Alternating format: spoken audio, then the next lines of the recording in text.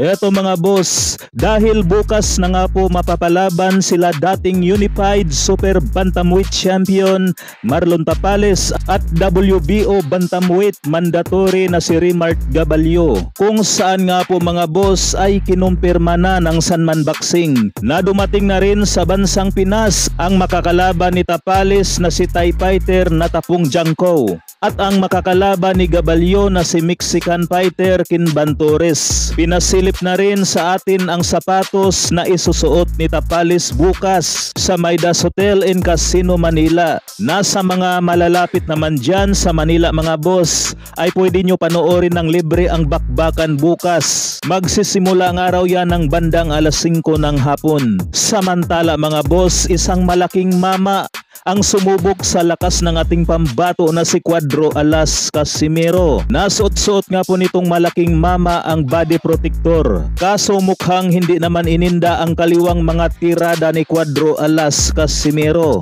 Pero nang kana na nga po ang binitawan ni Cuadro Alas ay dito na tumiklop ang malaking mama. Talagang naramdaman ng malaking mama ang mabigat na kanan ni Cuadro Alas. Speaking of Cuadro Alas mga boss, di nga po maitatanggi na talagang sikat na sikat itong ating pambato sa bansang Japan. Matapos nga po ito i-content ng mga Japanese vlogger na ito nga po ang naging reaksyon ni Cuadro Alas Casimero sa laban ng Naoya Inoue at Luis Neri, kung saan nga po mga boss ay bumaliktad at gumapang si Naoya Inoue sa round 1. Kumbaga nga po mga boss, kung maraming Pinoy vlogger ang nagko-content kay Casimero, ganun din sa bansang Japan. Marami ring mga Japanese vlogger ang mga nag-aabang sa bawat kilos ni Cuadro Alas Casimero para ito kanilang iko-content.